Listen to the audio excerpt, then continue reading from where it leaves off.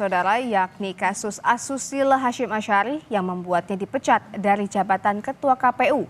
Upaya mantan Ketua KPU Hashim Asyari merayu korban terbukti menggunakan fasilitas negara. Tindakan di Hashim ini pun dinilai sebagai praktik relasi kuasa hingga membuat korban menjadi tidak berdaya. Dewan Kehormatan Penyelenggara Pemilu DKPP berkesimpulan mantan Ketua KPU Hashim Asyari tak hanya menyalahgunakan jabatan dan wewenang, tapi juga terbukti menggunakan fasilitas negara demi melancarkan pendekatannya ke korban yang merupakan anak buahnya yang bertugas sebagai panitia pemilihan luar negeri Den Haag, Belanda, berinisial CAT. Dari awal sampai sekarang ini, saya mengalami ups and down yang cukup besar. Di sini saya mau memberikan apresiasi yang setinggi-tingginya kepada DKPP yang sudah berani mengambil keputusan yang seadil-adilnya. Dalam sidang yang berlangsung tanggal 3 Juli lalu terungkap, Hashim menggunakan kendaraan dinas berupa Toyota Fortuner Walpri dengan plat dinas Polri saat menjemput CAT ketika berada di Jakarta. Berkenaan dengan dalil bahwa teradu menyalahgunakan jabatan, wewenang, dan fasilitas negara untuk kepentingan pribadi, terungkap fakta dalam sidang pemeriksaan bahwa benar teradu menggunakan kendaraan dinas milik teradu untuk kepentingan pribadi mengantar dan menjemput pengadu di luar tugas kedinasan pada saat pengadu berada di Jakarta. Sementara itu, ada pula berbagai fasilitas mewah yang berasal dari kantong pribadi Hashim untuk korban.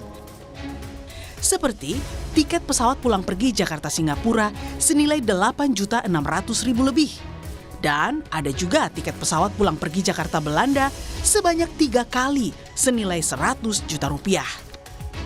CAT juga mendapat fasilitas berupa penginapan di sebuah apartemen mewah di kawasan Kuningan, Jakarta Selatan dengan total 48.700.000 lebih. Tak hanya itu, Hashim juga membelikan CAT layar monitor Asus ZenScreen seharga Rp5.400.000. Meski sebagian besar pengeluaran untuk merayu korban bersumber dari kantong pribadi Hashim, pakar antropolog menilai hal tersebut tak bisa dilepaskan dari adanya pengaruh relasi kuasa yang sangat besar. Kan ada indikasi gratifikasi seksual. Kalau ini terjadi, maka itu sudah pelanggaran berat sekali di dalam pemilu ya, karena dilakukan keduanya oleh penyelenggara pemilu gitu kan. Dan ini bisa masuk ke ranah-ranah korupsi, ranah-ranah pelanggaran pemilu gitu ya. Perbuatan-perbuatan itu kan dilakukan ketika yang bersangkutan sedang menjadi ketua KPU. Jadi sulit sekali untuk melepaskan keterikatan antara dia sebagai pribadi dengan dia sebagai pejabat. Itu nggak bisa dipisahkan. Di situ kan ada kewenangan-kewenangan yang besar sebagai ketua KPU untuk melakukan apa saja. Dan di situ juga sangat terkait dengan kekuasaan dan kewenangan yang dia miliki yang begitu besar gitu. Tak ada kata penyesalan.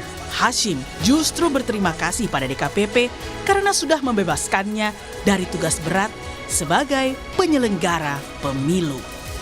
Saya mengucapkan alhamdulillah dan saya mengucapkan terima kasih kepada DKPP yang telah membebaskan saya dari tugas-tugas berat sebagai anggota KPU yang menyelenggarakan pemilu.